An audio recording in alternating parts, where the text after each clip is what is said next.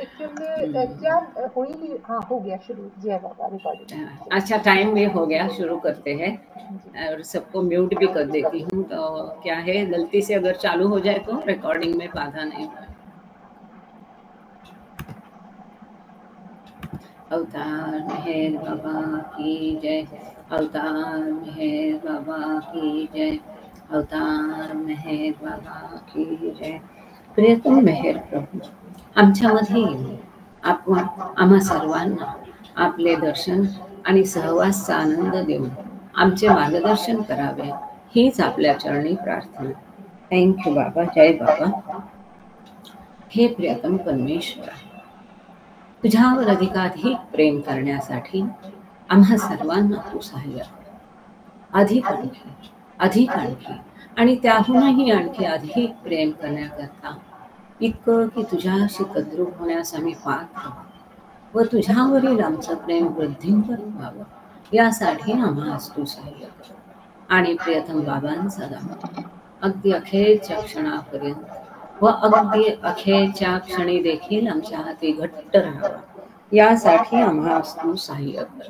अवतार मेहर बाबा की जय, अवतार मेहर बाबा की जय, अवतार मेहर बाबा की जय। सबको प्रेम पूर्वक जय बाबा। सत्याचे स्फुल्लिंग हे मराठी पुस्तक आपण वाचत आहोत आणि गेल्या वेळेला आपण चमत्कारावरती बघितलं, त्यानंतर वाट चुकलेले मस्तांवरचा चॅप्टर सुरू केला होता। हा, ही जी प्रार्थना वगैरे सुरुवातीला मी म्हणते ते हे काही रिच्युअल वगैरे नाही आहे, माझ्या स्वतःसाठी ती असते की, आणि तुम्हालाही सगळ्यांना त्याचा आनंद येत असेल। एक बाबांना विनंती असते की हे जे काही चाललंय, हे जे काही वाचन आहे ते वाचणारेही बाबा आहेत, ऐकणारेही बाबा आहेत, आणि ते सगळं श्रेय त्यांना जातं आणि त्यांनी आपलं मार्गदर्शन करावं, आपली मदत करावी, म्हणजे ते सतत इथे उपस्थित आहे आणि त्यांच्याकडे एकदा चार्ज देऊन टाकला म्हणजे आपण मोकळे। दुसरं म्हणजे हे सगळ्या दुनियादारीतून धावत पळत आपण जॉईन करतो, पूर्ण लक्ष तिथे एकाग्र व्हावं, छान तो एक माहोल व्हावा, मन त्यात राहावं, एकाग्र राहावं, म्हणून ते आहे। त्याला कृपा करून कोणी रिच्युअल समजू पण नाही, आणि it is just a help. जय बाबा। तर आपण वाट चुकलेले मस्त पान नंबर 35 वर होतो गेल्या वेळेला, की मस्ताची मानसिक अवस्था ठिकाणावर आणणे। बाबा मस्तांसोबत काय कार्य करतात ह्याच्याबद्दल बरेच अनुमान लोक लावतात, बरेच अंदाज असतात, पण अध्यात्म मार्गावर प्रगत होणं इतकं सोपं नाही आहे। ते अत्यंत अत्यंत अत्यंत कठीण आहे, आणि त्यात हे मस्त तर अडकलेले असतात कुठेतरी मध्ये दऱ्या खोऱ्यांमध्ये, भूमिकांमध्ये, जे आपण बघितलं गॉड स्पीक्स मध्ये, की एका भूमिकेतून दुसऱ्या भूमिकेतल्या प्रवासाच्या मध्ये त्यांनी तो आणि क्रिएशन अँड कॉजेस मध्ये पण बघितलं की ते जे श्रम त्याला पडतात त्यांनी तो किती क्लांत झालेला असतो, आणि हे मस्त तर अडकलेले असतात ते ईश्वरी प्रेमात त्यांना, आणि त्यातच इतकी मजा येते की त्यांना तिथून पुढे जायचं इच्छा पण नसते। आता जसं बरेच बाबा प्रेमी काय म्हणतात, त्यांना जर विचारलं, जसं आमचे वडील किंवा कोणी प्रताप काका, कुणाला तुम्ही विचारलं, ते सांगतात आम्हाला बाकी मोक्ष मुक्ती काही माहित नाही, काही नको, पण आम्हाला फक्त मेहर बाबांनी त्यांचा सहवास आणि त्यांचं प्रेम हवं। पण ती पण एक बांधणूक आहे, आणि बाबांची इच्छा आहे की तिथून तुम्ही पुढे जा, त्यात अडकून पडू नका। आणि ह्या मस्तांना जेव्हा त्यातून काढायला बघतात तेव्हा ते रिलक्टंट असतात, त्यांना ती स्थिती, तो जो अनंत आनंदात ते डुंबत असतात, त्यामुळे स्वाभाविक आहे की तिथनं त्यांना पुढे जायची इच्छा नसते। आता ह्याबद्दलचे बरेच ज्या कल्पना आहेत की बाबा त्या मस्तांच्या ताकदींचा, पॉवर्सचा उपयोग करून घेत होते। बाबा स्वतः अमर्याद शक्ती आहे, इन्फिनिट पॉवर आहे, ते तर पॉवर हाऊस आहे, सगळ्यांना त्या मस्तांना सुद्धा शक्ती देण्याचं ते केंद्र आहे। त्यांना दुसरीकडून शक्ती उसनी घ्यायची गरजच काय, बरोबर आहे की नाही? त्यामुळे आता ह्या एवढा वेळ का लागायचा, सतत का बाबा संपर्क करायचे एखाद्या मस्ताला, किंवा अनेक मस्ताच्या यात्रा बाबांनी का केल्या? त्या मस्ताचे प्रत्येकाचे संस्कार वेगळे आहेत, आणि हळूहळू तो कुठल्या भूमिकेत अडकलाय, त्याच्यातून कुठे त्याला न्यायचंय, कसं न्यायचंय, त्याचा मूड सांभाळून, हे बाबाच जाणे. ते अत्यंत क्लिष्ट काम, ते सोपं काम नव्हतं. आणि त्यामुळे बाबांना तिथे एकांत हवा असायचा. त्यामुळे त्याच्याबद्दल जे विविध कल्पना केल्या जातात की बाबांनी मस्तांना वापरून घेतलं, ह्याच्याबद्दल तर फार आश्चर्य वाटतं मला. ते कुणाला वापरणार? ते आमच्या वापरासाठी, आमच्यासाठी त्याने अवतार घेऊन आलेले आहेत, देह शिजवतायत आमच्यासाठी, एवढ्या फार कष्ट घेत आहेत. त्यामुळे एक छोटस मला माझ्या बुद्धीने जे पटतंय ते स्पष्टीकरण करायचं होतं.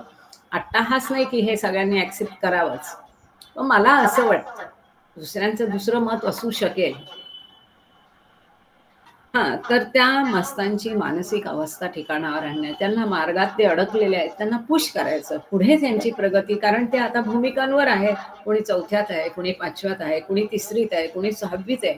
तर त्यांना पुढचं त्यांचं ध्येय साध्य करून देणं. आता यापूर्वीच्या अवतार कालात हे असं कार्य झालं की नाही हे मला सांगता येणार नाही. ज्यांचा तसा अभ्यास आहे, रामायण, महाभारत, वेद वगैरे, तर त्या गोष्टींची तुलनात्मक कंपॅरिझन करून तसंच प्रकारचं असेल असं नाही, वेगळ्या स्वरूपात असू शकेल किंवा नसेल, त्याचा कुठे उल्लेख तरी नाही. लहानपणापासून आम्हाला हेच सांगितलंय, मस्त म्हणजे काय तर ईश्वरी प्रेमात डुंबलेले, ज्यांना दुनियेचं भान नाही. चमत्कार म्हणजे पूर्णावस्था नाही. काही योगी लोखंडाचे सोने बनवण्यासारखे चमत्कार करतात, दुसरे कोणी कदाचित जगालाही हलवून सोडतील. एवढे सामर्थ्य आहे म्हणून त्याची पूर्णावस्था असते असे नाही. अगदी मेलेल्याला जिवंत जरी केलं म्हणजे त्यांनी काही मोठा चमत्कार केला म्हणजे तो परफेक्शन स्टेटला पोहोचला असं अजिबात नाही. ते पूर्णावस्थेपासून जरी दूर असले तरी ते अद्भुत शक्तीच्या बंधनातच अडकून राहतात. ते सद्गुरूचे शिकार बनत असतात. सद्गुरू त्यांना घोर अरण्यात मार्ग न सापडणाऱ्या आणि अज्ञानाने भटकणाऱ्या प्राण्याप्रमाणे शोधून काढतात. जेव्हा ते सन्मार्गाकरता सद्गुरूची प्रार्थना करतात तेव्हा सद्गुरू त्यांना मार्गदर्शन करतात. हे इथे एक अत्यंत महत्वाचं वाक्य आलं. अज्ञानात भटकणाऱ्या प्राण्याप्रमाणे सद्गुरू त्यांना शोधून काढतात. आपण जे नेहमी बघतो की सद्गुरू शोधायला कुठे जायला नको, जेव्हा तितकी तयारी जेव्हा तुमची होईल तेव्हा आपोआप तो सद्गुरू तुम्हाला शोधत येईल.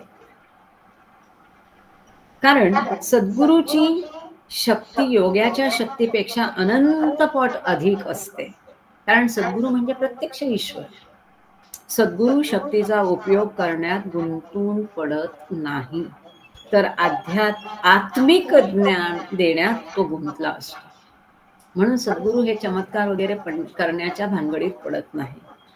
ही गोष्ट अत्यंत कठीण आणि मौलिक आहे, महत्वाची आहे.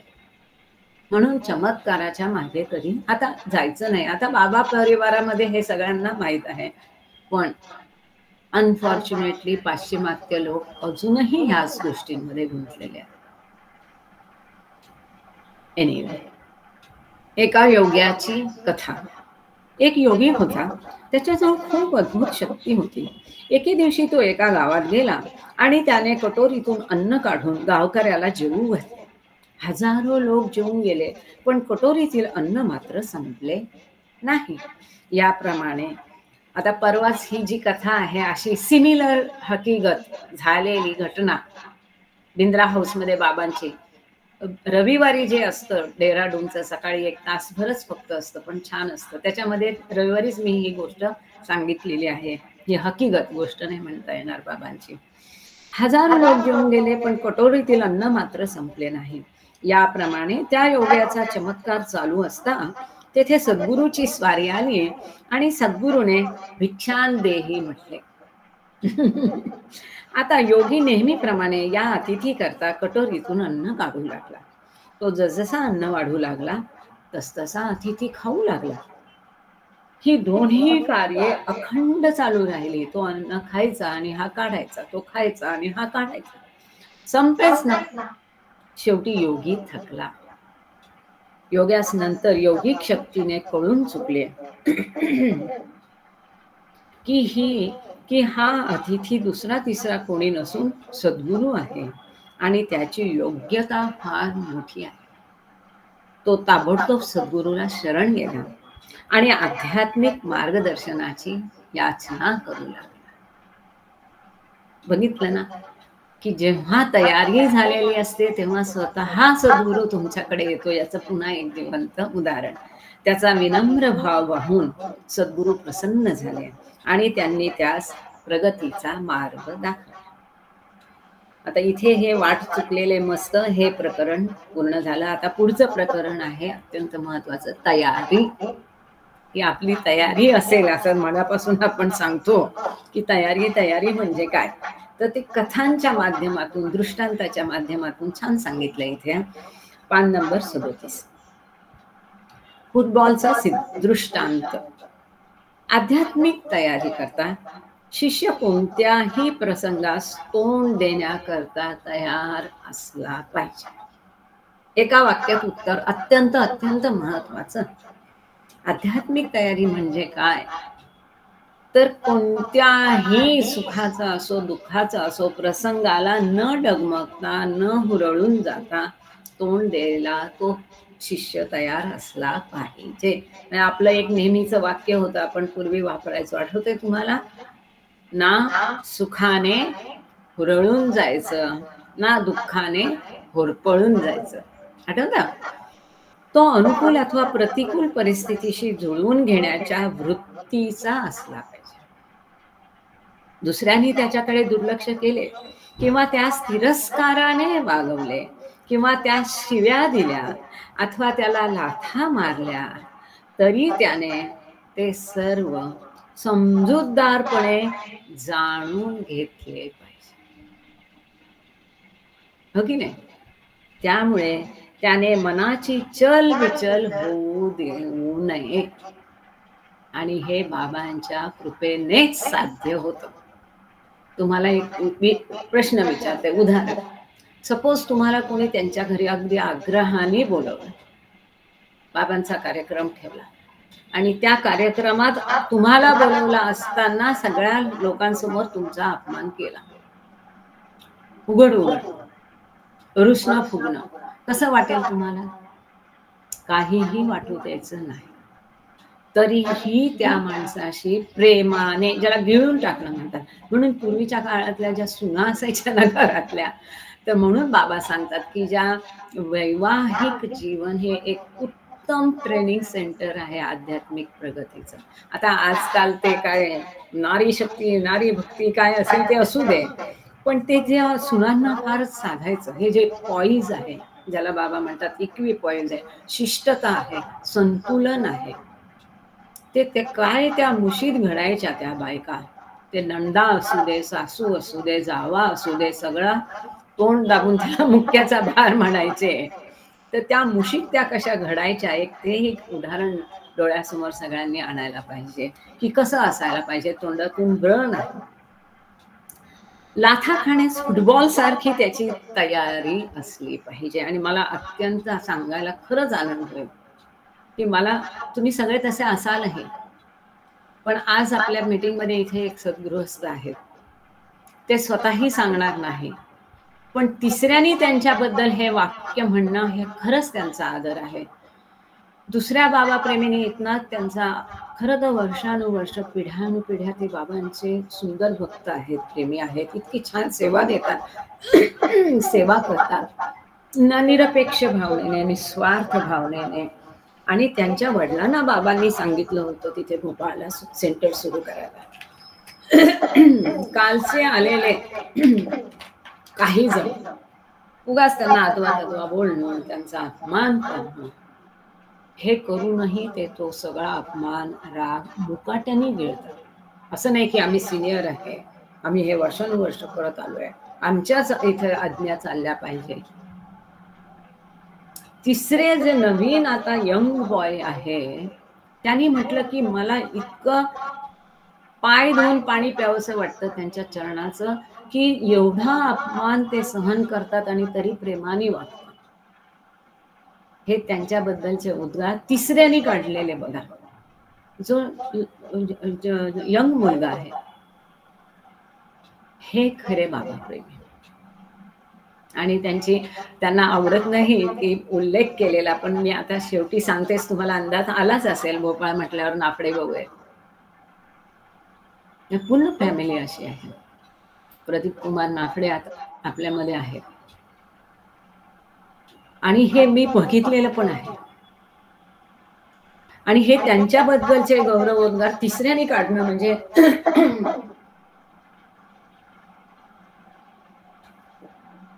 तोही लहानपणापासून यांच्याकडे जाणारा, छान आता गातोय बितोय. तर हे म्हणून इथे दिले की लाथा खाण्यास फुटबॉल सारखी त्याची तयारी असली पाहिजे. हा खूप सुंदर पाठ आहे आणि हे भाग्य बाबांनी सगळ्यांच्या वाट्याला दिलेलं नाही, दुर्भाग्याने. काही सिनियर बाबा प्रेमी आहेत त्यांनाही आम्ही बघतोय आणि हा नाही बघतो. ही बाबांची खरंच कृपा आहे त्यांच्यावर. जशा त्याला लाथा बसतील आणि धैर्याने तो त्या सहन करील, तसा तो फुटबॉल सारखा वर वर जाईल, त्याची प्रगती होईल. त्याच्याकरता खरे अपयश सत्याचा अपलाप करण्यात आहे, पराभव अथवा अपमान स्वीकारण्यात नाही, किंवा मिळणाऱ्या वाईट वागणुकीत किंवा अपकीर्तीतही नाही. अशा प्रकारे असणारी सत्याची खरी खुरी निष्ठा, त्यास पुरुषार्थ प्राप्त असणाऱ्या, अनंत अपार आणि दिव्यत्वाने परिपूर्ण असणाऱ्या अनंत जीवनाच्या वरच्या क्षेत्रात घेऊन जाते. हा खरा पुरुषार्थ. आरेला कार्यकर्ता कुणी करेल आणि समोरचं प्रबळ असेल तर अजूनही शांत बसेल, पण त्यांनी आरे केलं तरी आपण कार्य न करणं हा खरा पुरुषार्थ. म्हणून सांगितलं की फुटबॉल सारखं जितकी लात जोरात बसेल तेवढा तो वर जाईल, हे बाबांनी इथे सांगितलंय. खरा विनम्र भाव ही महान शक्ती आहे, ती अशक्ती नाही. विनम्र भाव अज्ञानजन्य अभिमानास जिंकतो. मग तिथे विनम्र भाव असेल तर अज्ञान नाही, अहंकार नाही. त्यांना कळत नाही असं नाही, त्यांना कळतं, समजतं. आणि कळून वळून समजून सवरून जर हे धैर्य ते दाखवतात तर इट इज, जे बाबा म्हणतात, you have to be bold, courageous. खरा शिष्य विनम्र स्वभावामुळे कोणत्याही प्रसंगी सर्वांशी प्रेमळपणे राहून स्वतःची आणि दुसऱ्याची अध्यात्माकरता तयारी करत असतो. आता पुढचं एक कथा आहे, सुलतान महमूदची कथा. इथे मोठं लेक्चर दिलं नाही की आध्यात्मिक तयारी करता तुम्ही काय करायला पाहिजे, अगदी उदाहरणामार्फत ते सांगितलंय की जे अगदी मनावर ठसतं, बिंबतं. आता एक गोष्ट आहे, सुलतान महमूदची कथा. सद्गुरू आपल्या शिष्याची परीक्षा त्याच्यावर अनेक संकटे आणि आघात आणून करत असतो. खरा शिष्य असल्यास तो परीक्षेत उतरतो. याविषयी सुलतान महमूदची कथा बोधप्रद आहे.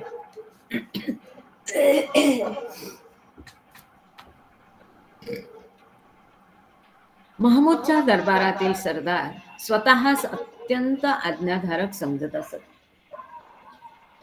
त्याबद्दल त्यांना शंका नव्हती. ते त्याच्या आज्ञाधारकपणाचा नगारा सतत पिटीत असत. हे पण एक आहे. परंतु शहाला सर्व समजत असे. तो मूर्ख नव्हता. शहाची आयस नावाच्या गुलामावर विशेष मर्जी होती. आयस जवळ डामडौल आणि दिखाऊपणा नव्हता. त्याची शहावर निष्ठा होती. आता हा शहा जो आहे हा राजा आहे, आणि जसे राजा आला की तिथे हुजरे असतातच. पण त्या राजा सगळ्यांना जाणून होता की दिखाऊ नमस्कार कोण आहे, काय आहे, सगळं तुला समजत होतं. एकदा शहाने, म्हणजे त्या महमूदच्या दरबारात जो आहे महमूद शहा, निष्ठा दाखवणाऱ्या सर्व सरदारांना दरबारात बोलावले. त्याने आपल्या मुकुटातील मौल्यवान हिरा काढून तो सर्वांच्या समोर ठेवला. त्याने वजीरास म्हणजे प्रधानास त्याचे तुकडे करण्यास सांगितले. अनेक लढाया सतत लढून तो मौल्यवान हिरा कसा प्राप्त झाला हे वजीरास चांगले माहीत होते. वजीर म्हणाला की दौलतीचा सन्मान असणारा हा हिरा फोडणे शहाणपणाचे ठरणार नाही. की खूप मेहनतीने तो कसा मिळवलाय आणि राज्याचं कसं भूषण आहे, तर त्यांनी सल्ला दिला की हा हिरा आपण फोडू नये. राजघराण्याची इभ्रत म्हणजे इज्जत या हिऱ्याच्या मालकीवर अवलंबून आहे. नंतर शहाने इतर सरदारांना तो हिरा फोडणे म्हणजे त्याच्या प्राप्तीकरता प्राणार्पण करणाऱ्या राज्यातील लक्षावधी लोकांशी प्रतारणा करण्यासारखे असल्यामुळे आत्मघात करण्यासारखे आहे. हेही बरोबर आहे. बघा, तार्किक दृष्ट्या बुद्धीच्या कसावर जर बघितलं तर प्रत्येकाचं म्हणणं बरोबर आहे. घराण्याची इभ्रत आहे,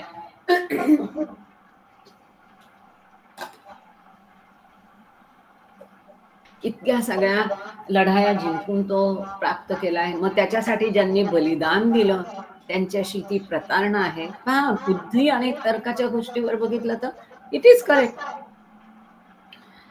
शेवटी शहाने आयसला, तो आयस म्हणजे तो गुलाम ज्याच्यावर शहाची खूप मर्जी होती त्या राजाची, शेवटी शहाने आयसला तो हिरा फोडण्याची आज्ञा केली. आयसने मागचा पुढचा काहीही विचार न करता तो हिरा ताबडतोब फोडला. आयसचे उत्तर. दरबारची सर्व सरदार मंडळी आयसच्या त्या कृत्यामुळे चिडली. ते त्यास विचारू लागली की शहाला योग्य सल्ला न देता हे अति मूर्खपणाचे कृत्य तू का केलेस? अत्यंत नम्रपणे आयसने उत्तर दिले, जेव्हा शहाने स्वतः आज्ञा केली तेव्हा त्यावर काही एक न विचारणे हे माझे कर्तव्य आहे.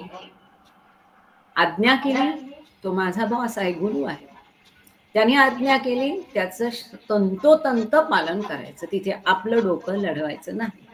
तो हिरा फोडण्याकरता आज्ञा देण्यात त्याचा काही महत्वाचा हेतू असावा. शहाला कारण विचारणे हा माझ्याकरता शुद्ध उद्धटपणा ठरला असता. मला वाटते की आज जे काही घडले ते राज्यातील जनतेच्या हिताकरताच आहे. शेजारचे परचक्र आले असते आणि त्यामुळे शांततेचा भंग झाला असता. राज्यातील शांततेचा भंग होण्यापेक्षा मौल्यवान हिरा फोडणे मला श्रेयस्कर वाटते. म्हणजे त्यांनी त्याचे कर्तव्य काय की त्या राजाने दिलेल्या आज्ञेचं पालन करणं, ते त्यांनी परिपूर्ण बजावलं. आणि त्याच्या मागचं त्यांनी त्याला विचारलंही नाही का, त्यांनी आज्ञा दिली म्हणजे परफेक्टच असणार. आणि त्यांनी जो तर्क लढवला की या हिऱ्यासाठी परकीय आक्रमण होऊ शकतं आणि इथल्या शांततेचा भंग होऊ शकतं, त्यामुळे शांततेचा भंग होण्यापेक्षा त्यासाठी लढाया होऊन ती लढाई हरून राज्य जाण्यापेक्षा तो हिरा फोडणं त्याला संयुक्तिक वाटलं. पुढे शरण जाणाऱ्यास अभयदान देण्याचे कर्तव्य म्हणजे माफ करणं. नंतर सुलतानाने त्याच्या आयसवर विशेष प्रेम का आहे हे स्पष्ट केले. तो म्हणाला, मी आपल्या गुलामाचा गुलाम आहे, मी आपल्या गुलामाचा प्रेमिके तुम दास बाबा.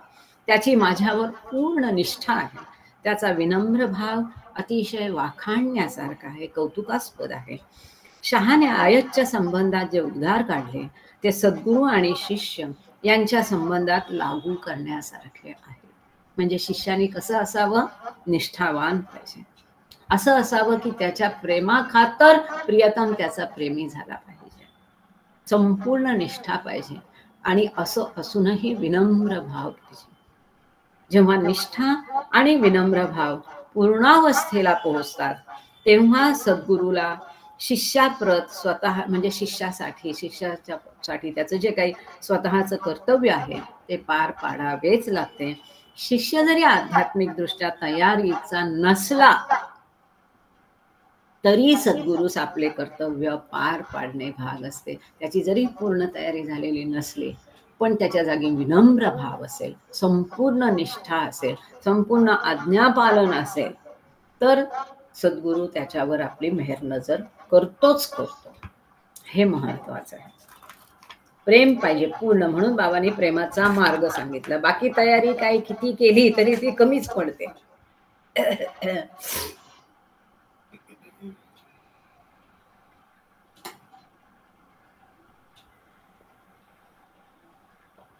आता खास गाडी, मनाचे श्लोक किती जण, आपण पूर्वी एक अभियान सुरू केलं होतं की रोज म्हणजे दर आपण 4 दिवसाला 4 ओळी घ्यायचो, 2 कडवे घ्यायचो, ते पाठ झाले की पुढचे 4 ओळी कडवे घ्यायचो, मग नंतर ते मनाचे श्लोक सगळीकडे पसरले, त्याचं हिंदी भाषांतर, इंग्लिश भाषांतर सुरू झालं. काही लोक अजूनही ते मनाचे श्लोक म्हणतात. पद्मावार भाऊ जॉईन झाले का माहित नाही, ते नियमित अजून म्हणतात.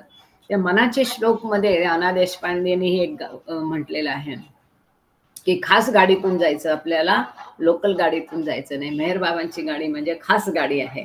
तर इथे खास गाडी, खास गाडीचा दृष्टांत. तुम्हास दूरच्या गावी जावायचे असून मध्ये कुठे मुक्काम जर करायचा नसेल तर तुम्ही अत्यंत जलद जाणारी गाडी पकडाल. परंतु ईश्वर रूप सत्य गाठण्याकरता सामान्य लोक प्रत्येक स्टेशनवर कितीही वेळ थांबणाऱ्या मालगाडीसारख्या धार्मिक व्रतवैकल्याचा अवलंब करतात. म्हणजेच दुसऱ्या भाषेत हे सगळे विधी, सगळं कर्मकांड करणं म्हणजे लोकल गाडी पण नाही, पॅसेंजर पण नाही, थेट मालगाडी. ती कधीही कुठल्याही यार्डात किती वेळ थांबून, सगळ्यात लास्ट प्रेफरन्स मालगाडीला असतो. तेव्हा हे धर्माचा मार्ग अवलंबणं म्हणजे मालगाडीने जाण्यासारखं. आणि सगळ्यात महत्वाचं म्हणजे आजच्या तारखेला बाबांनी सांगितलं कुठलाही धर्म त्याच्या मूळ स्वरूपात राहिलेला नाही. सगळ्या धर्मांचं विपर्यस्त स्वरूप सध्या झालेलं आहे. मग जे विपर्यस्त आहे तर तुम्ही अवलंब कसला करणार जर तुम्हाला माहीतच नाही मूळ खरं काय आहे. जे देवाचे नाव भक्तिपूर्वक घेतात आणि मानवतेची सेवा करतात ते जणू प्रत्येक स्टेशनवर वेळापत्रकाप्रमाणे ठराविक वेळेपर्यंत थांबणाऱ्या पॅसेंजर गाडीचा अवलंब करतात. आणि जे ईश्वराचा साक्षात्कार झालेल्या सद्गुरूच्या सत्संगात राहण्याची इच्छा करतात आणि राहतात व त्याच्या आज्ञांचे पालन निष्ठापूर्वक विनम्र भावाने करतात, ते अत्यंत जलद धावणाऱ्या व मधल्या कोणत्याही स्टेशनवर न थांबणाऱ्या खास गाडीनेच जणू फार लवकर आपल्या स्थानी जाऊन पोहोचतात. नुसतं धर्माचरण म्हणजे मालगाडी. आणि देवाचं नाव भक्तिपूर्वक घ्यायचं आणि मानवतेची सेवा निस्वार्थपणे करणं म्हणजे पॅसेंजर गाडी. आणि सद्गुरूच्या सहवासात राहून त्यांचं निष्ठापूर्वक आज्ञापालन करणं म्हणजे फास्ट गाडी. विद्युत शक्तीचे प्रमुख केंद्र ईश्वर हा चैतन्याचा जिवंत झरा आहे. ईश्वर म्हणजे चैतन्य. सर्व जीव त्यांच्या त्यांच्या पात्रतेनुसार चैतन्याचा वाटा ईश्वरापासून उचलतात. ते पॉवर हाऊस आहे, तिथून सगळ्यांना एनर्जी मिळते. सूक्ष्म जगत त्याच्यातूनच निर्माण झालेलं आहे. सूक्ष्म जगत म्हणजेच प्राण जगत, म्हणजेच ऊर्जा, म्हणजेच चैतन्य. ती कुठून मिळाली? ईश्वरापासून. तो स्वतः प्रत्यक्ष ईश्वर चैतन्य आहे, ऊर्जा आहे, जो ईश्वराच्या अगदी जवळ आहे. आताच नीलम सांगत होते की खूप छान वाटतंय मेहराबादला, तिथून यावंसं वाटत नव्हतं का? प्रचंड शक्ती, आनंद, प्रेम सगळं तिथे आहे. जो ईश्वराच्या अगदी जवळ आहे त्यास जास्तीत जास्त चैतन्य मिळते. जे ईश्वराशी एकरूप होतात ते शक्ती, सामर्थ्य, ज्ञान आणि आनंद यांचे सागरच होतात. म्हणजे समुद्र. अनंत ज्ञान, अनंत शक्ती, अनंत आनंद, अनंत सामर्थ्य हे सगळं त्यांना मिळतं. इतरांनाही या सर्व गोष्टी मर्यादित प्रमाणात त्यांच्या त्यांच्या योग्यतेनुरूप प्राप्त होतात म्हणजे मिळतात. इतरांना ह्या गोष्टी मिळत नाही का? शक्ती, ज्ञान, सामर्थ्य, आनंद आपल्यालाही मिळतात, पण आपल्या कपॅसिटी प्रमाणे, मर्यादित प्रमाणात. कुणाकडे एनर्जी खूप जास्त असेल, कुणाकडे ज्ञान खूप जास्त असेल, कुणाकडे प्रेम खूप जास्त असेल, कुणी सतत आनंदी असेल. जर ईश्वराचा साक्षात्कार झालेल्यास आपण शक्तीचे प्रमुख केंद्र मानले तर इतर जीवात्म्यास ईश्वराच्या शक्तीची लहान मोठी उपकेंद्र मानावी लागतात. म्हणजे तुम्ही सगळे हे मीटिंग मध्ये जे आहात आपण सगळे हे छोटे छोटे उपकेंद्र आहे शक्तीचं. मनाचे संचालन केवळ जबरदस्तीने मनास सत्याकडे वळवता येत नाही, म्हणजे ईश्वराकडे जबरदस्ती मनाला वळवता येत नाही. सुरुवातीस त्यास चालना द्यावी लागते आणि ही ती वेळ आहे की तिथे जे काही धर्मात सांगितलं आहे, काही आचरण आहे, उदबत्ती लावणं, दिवा लावणं, भजन करणं, टाळ, एक छान वातावरण तयार होतं. प्रगतीला आध्यात्मिक असं पोषक असं वातावरण, त्याचा फायदा होतो. ती सुरुवातीची स्टेज असते, पुढे त्याने काही फरक पडत नाही. म्हणून सुरुवातीस त्यास मनाला चालना द्यावी लागते ईश्वराकडे वळण्यासाठी. म्हणून खेडेगावात वगैरे तुम्ही बघाल तर अजूनही रात्रीच्या देवळात एका वेळेला एकत्र सगळे जमतात. माझ्या वडिलांच्या गावी वडगावला मी बघितलं होतं काही वर्षांपूर्वी गेलं तर. इतकं छान वातावरण, सकाळीच उठलं की सगळी भक्तिगीतं छान लावतात, त्याच्यावरनं संध्याकाळचा अख्खा गाव सगळे पुरुष लोक त्या मंदिरात असतात आणि उभं राहून त्यांचं टाळ कुठून अभंग वगैरे चाललेलं असतं.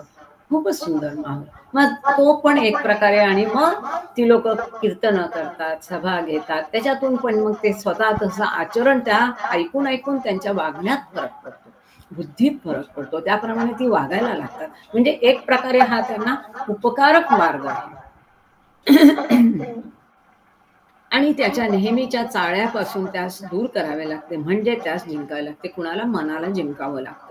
दृष्टांत द्यावायचं झाल्यास मुलांना जसे खेळापासून परावृत्त करून अभ्यासाकडे वळवावे लागते, तसेच येथेही आहे. सहजासहजी मुलं अभ्यासाला तयार नसतात, खेळण्यात गोडी असते, अभ्यास नाही. मग ते खेळामधलं त्याचं किती 24 तास ते मूल खेळलं तरी त्याचं खेळणं थांबत नाही. झोप येते, थकलेलं असतं तरी तर खेळणं थांबत नाही. अख्खा दिवस ही पोरं खेळतात, एवढी एनर्जी कुठून येते त्यांच्याकडे बाबाला. आणि मग त्यांना जर अभ्यासाला बसवायचं तर एक कष्टप्रद काम असतं की त्यांना आयडिया काही ना काही आपल्याला लढवून मग त्या अभ्यासच खेळासारखा करून त्यांच्या पुढे ठेवावा लागतो. आणि तेव्हा मग ते अभ्यास म्हणजे काय करावं लागतं की अगदी त्यांना खेळापासून परावृत्त करायचं म्हणून खेळासारखा अभ्यास त्यांना दाखवावा लागतो, तेव्हा कुठे तो त्या अभ्यासाला तयार होतात. सध्या मी हे अनुभवते माझ्या नातवाच्या बाबतीत. सद्गुरू हे कार्य अत्यंत कौशल्याने करीत असतो. फार तुम्हाला ट्रिकी राहावं लागतं. सरळ त्याला जर म्हटलं की खेळू नको आणि आता अभ्यासाला बस, आत्ता नाही, नंतर, उद्या नाही, मी 5 मिनिटं नाही करणार, 1च मिनिटं करणार. आणि मग जेव्हा त्याला त्याची कोणी सांगेल की नाही तू हे कम्प्लीट ABCD केल्याशिवाय तुला अभ्यास खेळायला जाऊ देणार नाही, तो 2 मिनिटात करून पडणार. एरवी 15 मिनिटं घातले तरी तो ते लिहिणार नाही. You have to be tricky. की आजकाल बरेच व्हिडिओ असतात की कसं खेळाच्या माध्यमातून अभ्यास त्यांना करायला लागतो. तर अध्यात्माचं आणि भौतिकतेचंही असंच आहे. ह्या दुनियादारीत 24 तास काय, मी परवा कोणाला तरी म्हटलं की तुला 48 जरी देवाने तास दिले तरी तुला ते कमीच पडतील आणि वेळ नाहीच मिळणार. तुला 24 तास दिलेत बाबांनी, 48 तासाचा दिवस केला तरी तुला तो कमी वाटेल आणि तुला त्यातनं अर्धा तासही वेळ काढता येत नाही का म्हटलं बाबांच्या कामासाठी. तसं ही जी भौतिकता आहे, मग तुमचं नोकरी असो, काही असो, संसार असो, सहजासहजी त्याच्याकडून मन परावृत्त करून ईश्वराच्या खाली लावणं हे फार धैर्याचं काम आहे. म्हणून त्याला म्हणतात तेथे पाहिजे जातीचे, म्हणजे खऱ्या तेवढ्या ताकदीच्या माणसालाच ते शक्य होणार.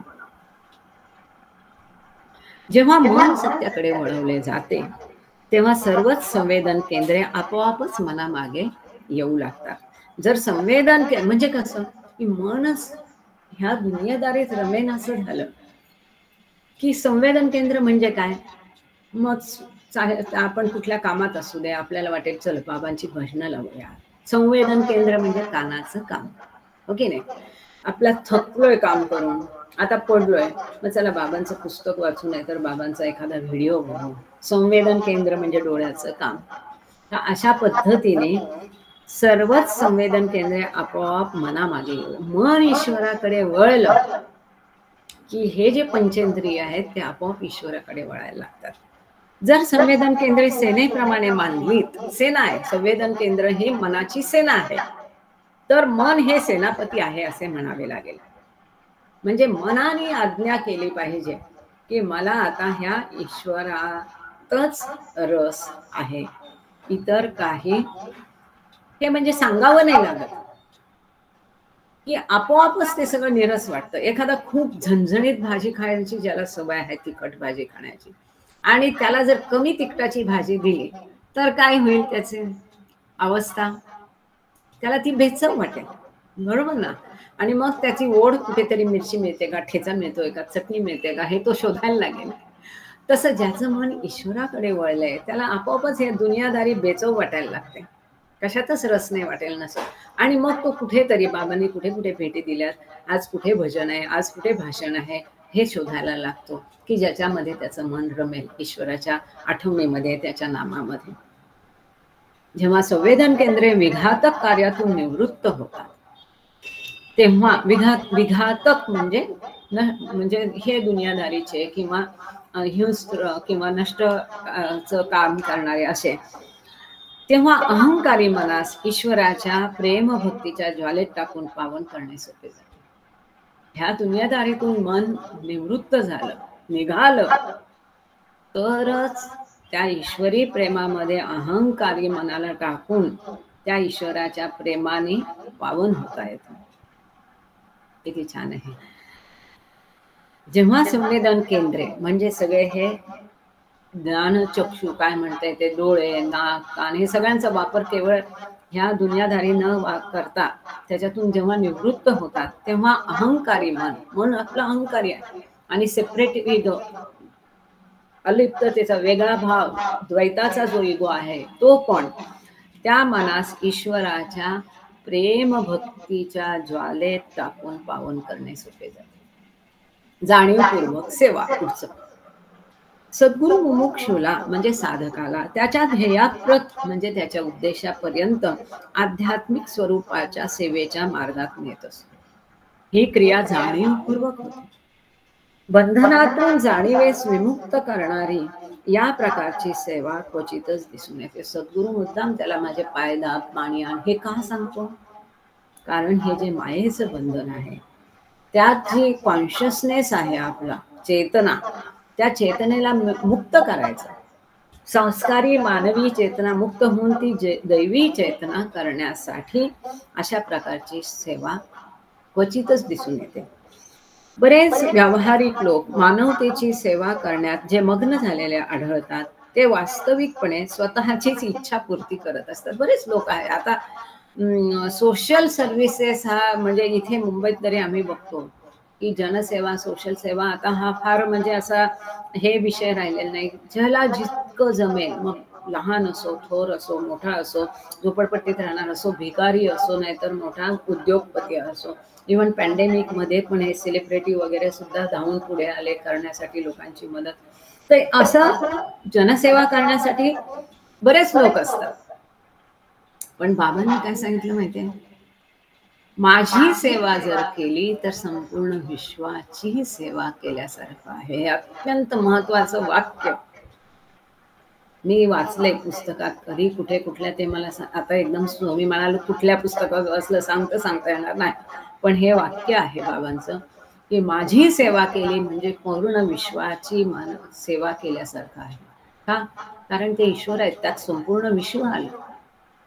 आपल्या मनाला कधीतरी वाटतं आता आपण म्हातारे झालो, आपल्याच्याने आता जाऊन खड्डे होत नाही, खणणं, झाडं लावणं होत नाही, कोणी अज्ञानी आहे त्यांना शिकवणं होत नाही, अंधांची सेवा करता येत नाही, जे अनाथ आहे त्यांची सेवा करता येत नाही, कुष्ठरोग्यांची सेवा करता येत नाही. कितीतरी आहे. मन खातं आपल्याला की अरे आता मी दुर्बळ आहे, मी नाही हे करू शकत. आणि त्यावेळेला हे वाक्य वाचण्यात आलं की त्याची सेवा केली म्हणजे संपूर्ण विश्वाची सेवा केल्यासारखं आहे. म्हणून ह्या सेवांपासून आपण परावृत्त व्हायचं का? बिलकुल नाही. आपल्या परीने पण निस्वार्थ भावनेने ती व्हायला पाहिजे. मी सेवा केली हा अहंकार सुद्धा म्हणजे जाणीवही नसावी की मी सेवा केली म्हणून. मानव नाही. अच्छा, ओके, थँक्यू. बरेच व्यावहारिक लोक मेहर प्रसाद निमजे सांगतात की लिसन ह्युमॅनिटी मध्ये हे वाक्य आहे. Very good. अजूनही कुठेतरी वाचलंय. बरेच व्यावहारिक लोक मानवतेची सेवा करण्यात जे मग्न झालेले आढळतात ते वास्तविकपणे स्वतःचीच इच्छापूर्ती करत असतात. खरे पाहता ते मोठेपणाच्या अथवा कीर्तीच्या मागे लागलेले असतात. बरेच लोक आहेत त्यांना नाव हवं असतं. एवढी देणगी देतो, माझं नाव आलं पाहिजे. आणि जरी दुसऱ्यावर उपकारच करावेत म्हणून सेवा केली तरी तेथेही द्वैताचा पडदा असतोच. दुसऱ्याची सेवा जरी केली तरी तो वेगळा मी वेगळा, म्हणजे द्वैत आलंच. आध्यात्मिक सेवेत दुसऱ्यावर उपकार करणे हा भाव नसतो. आता समजा बाबांनी सांगितलं पाय दाबून दे, तर आपण काही त्यांच्यावर उपकार केल्याचा भाव त्यात असणार आहे का? नाही.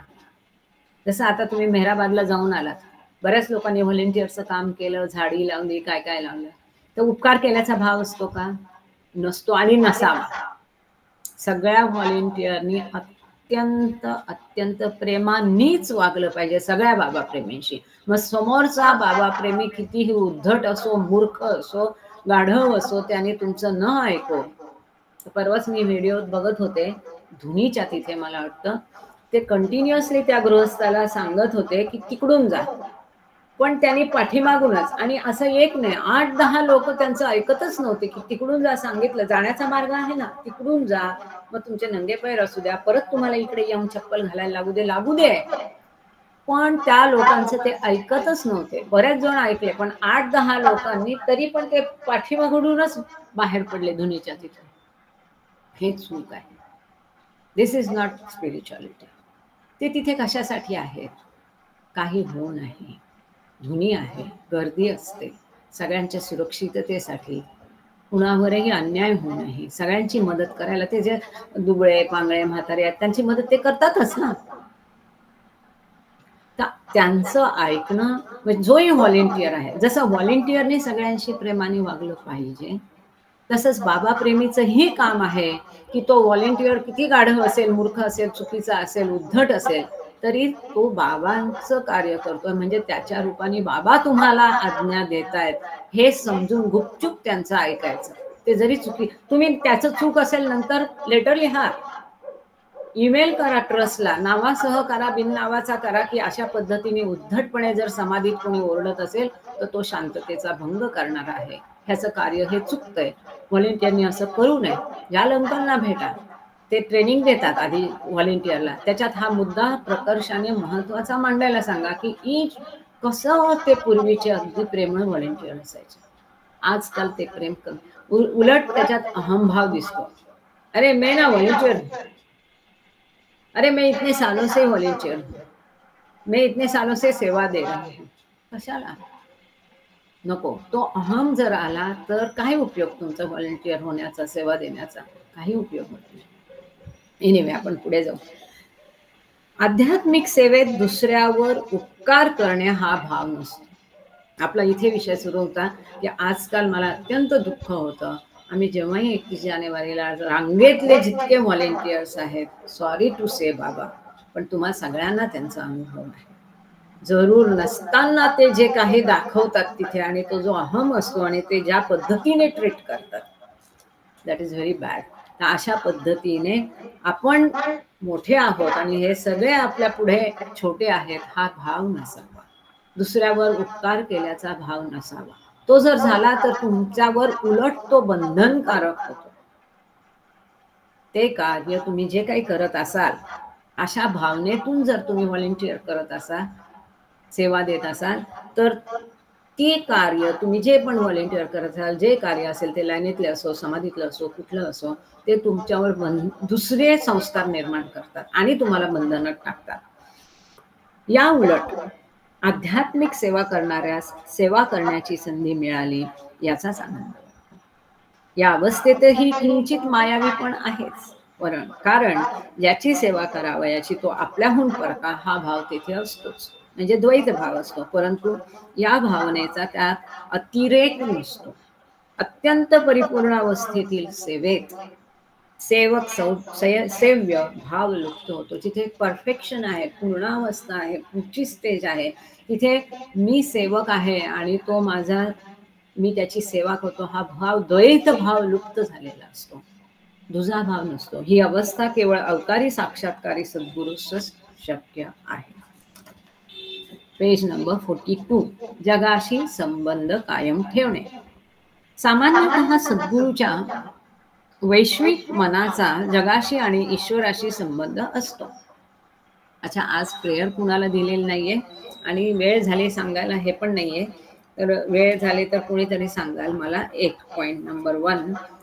पॉइंट नंबर 2, प्रार्थना. आता बऱ्या मधुकर भाऊ, आज प्रार्थना तुम्ही म्हणाल. डोंगरे भाऊंना बरं छान प्रार्थना म्हणतात, बऱ्याच दिवसात प्रार्थना पण त्यांना दिलेली नाहीये, तर डोंगरे भाऊ प्रार्थना म्हणतील.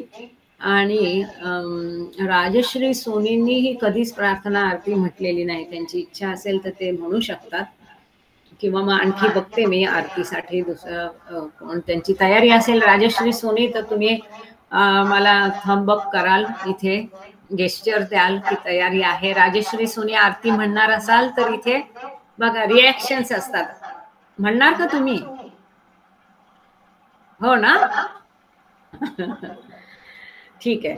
आणि बघू आणखीन कोणी आणखीन सेकंड आरतीला मी मेसेज टाकेल. सध्या आपण वाचन पुरे, आताच नाही, 7 वाजता प्रार्थना झाल्यावर मग ठीक आहे मी सांगेन. सामान्यतः सद्गुरूच्या वैश्विक मनाचा जगाशी आणि ईश्वराशी संबंध असतो. सद्गुरूचं मन कसं असतं? मॅन टू गॉड बनलेलं असतं. आता त्याचं शरीर तेच जरी असलं तरी त्याचा अहंभाव गेलेला असतो, म्हणजे तो वैयक्तिक जो सेपरेट इगो असतो तो गेलेला असतो, आणि जो दुसरा इगो असतो तो रूपांतरित होतो युनिव्हर्सल इगो मध्ये, वैश्विक मन. आता त्याचं मन जे आहे त्या मनाचा नाश झालेला असतो, पण त्याचं माइंड आता युनिव्हर्सल माइंड असतं आणि त्याची बॉडी युनिव्हर्सल बॉडी असते, म्हणजे तिथे त्याचा संपूर्ण विश्व त्याच्यात सामावलेलं असतं आणि तो संपूर्ण विश्वात असतो. त्यामुळे सद्गुरूचं मन हे वैश्विक मन असतं आणि त्याचा जगाशी पण संबंध असतो आणि ईश्वराशी पण संबंध असतो. आता तुम्ही म्हणाल ईश्वराशी म्हणजे कसं? तो स्वतःच ईश्वर बनलेला आहे, पण कसा ईश्वर आहे? Man to God. आता त्याचा ईश्वराशी संबंध असतो म्हणजे काय? बरोबर ना? तुम्हाला कोणालाही वाटेल की सद्गुरू ईश्वर आहे, तर त्याचा ईश्वराशी संबंध म्हणजे काय? त्या अवस्थेत तो सद्गुरू म्हणजे ईश्वर, त्याला जी बियॉन्ड गॉड स्टेट आहे ईश्वराची, परात्पर परब्रह्म अवस्थेबद्दलही तो सचेत असतो, कॉन्शियस असतो, आणि ह्यालाच ईश्वराशी संबंध असणे असं म्हटलेलं आहे.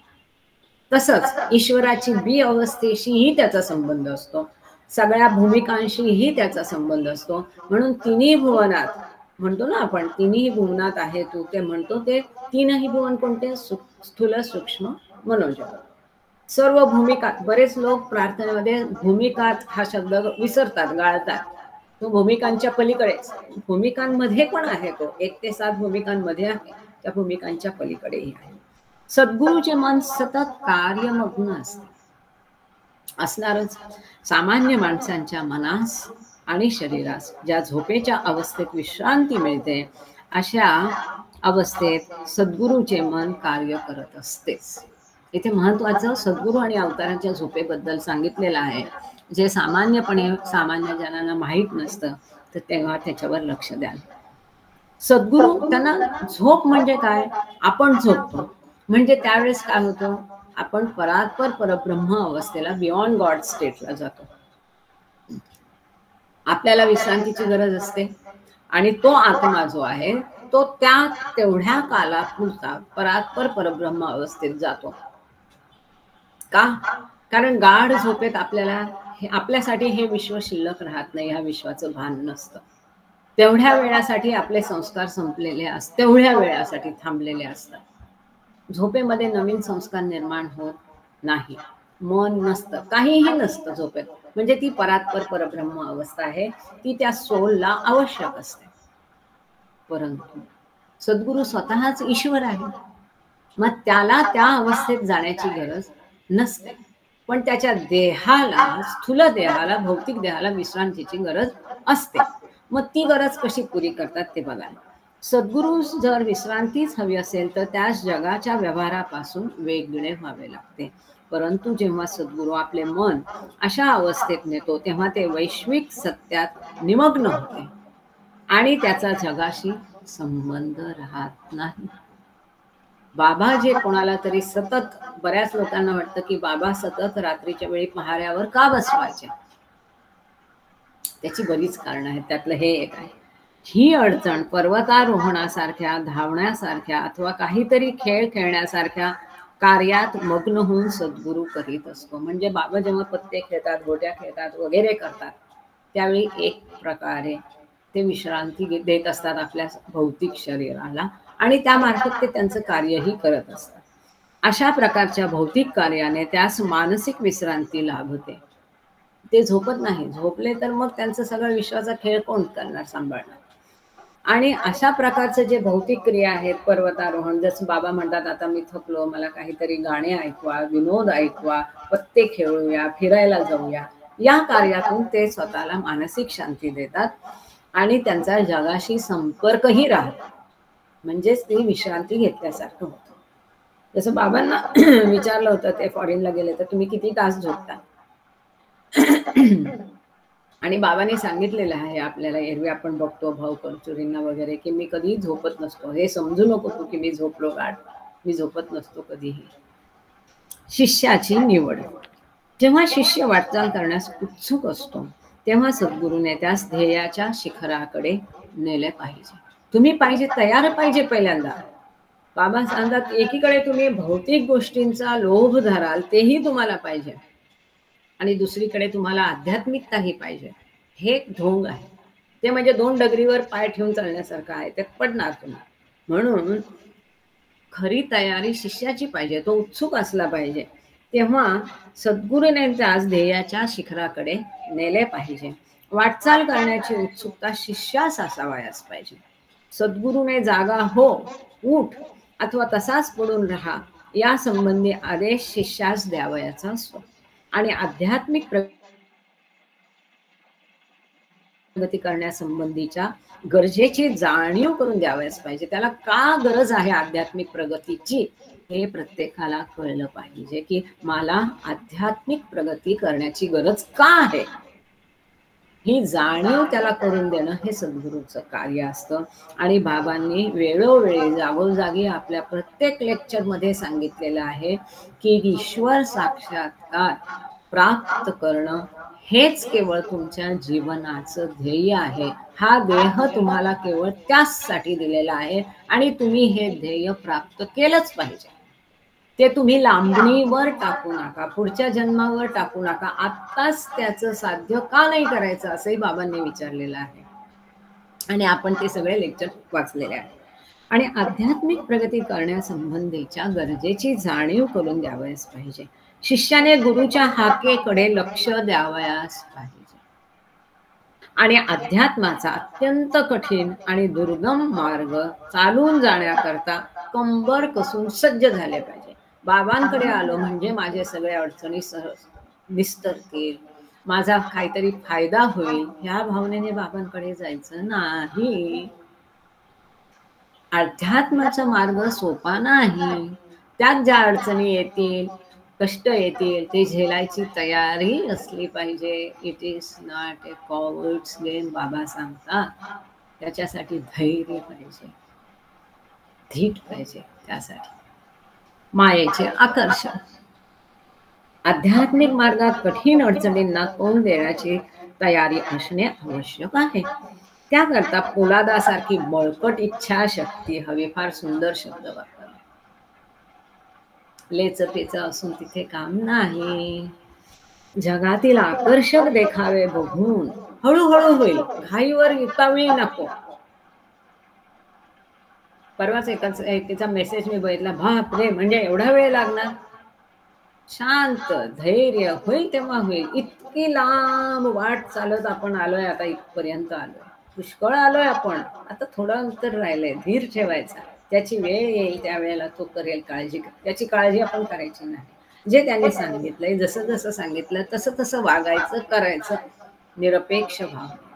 बाकी त्याची चिंता, तुझी चिंता त्यासी सर्व आहे. जगातील आकर्षक देखावे बघून ती इच्छाशक्ती विचलित व्हावयास नको. एका योग्याने त्याच्या पत्नीस त्याच्या करता माडीवरील सज्जातून खाली उडी मारताना पाहिले. एक योगी होता आणि तो सारखा जप तप करायचा म्हणून त्याच्या बायकोने कंटाळून सांगितलं मी जीव देते, आणि ती सज्जातून उडी मारताना बघितलं. परंतु तो त्यामुळे यत्किंचितही विचलित झाला नाही आणि त्याने तिच्याकडे ढुंकूनही पाहिले नाही. त्याने आपले चित्त गुरुच्या आज्ञेतच स्थिर केले होते. इथे बाबांनी आम्हाला कुणालाही असं सांगितलं नाही की तुम्ही घरदार सगळं सोडा आणि माझ्याकडे या. डू युअर ड्युटी फर्स्ट, हेच बाबांनी सांगितलं. आणि तेच अवघड आहे. ते करून त्यांनी सांगितल्याप्रमाणे राहणं हीच तर सुळावरची पोळी आहे. हे सगळं माझं नाही, जे आहे ते त्याचं आहे, त्याच्यासाठी करतो. एका कुटुंबात किती अनुभव येतात. कुणी डिच करू दे, कुणी काही करू दे, सगळं लुटून घेऊ दे, आपण खुश राहायचं. आपण तरीही त्याच्यावर प्रेम करायचं, त्याच्या अडचणीला धावून जायचं.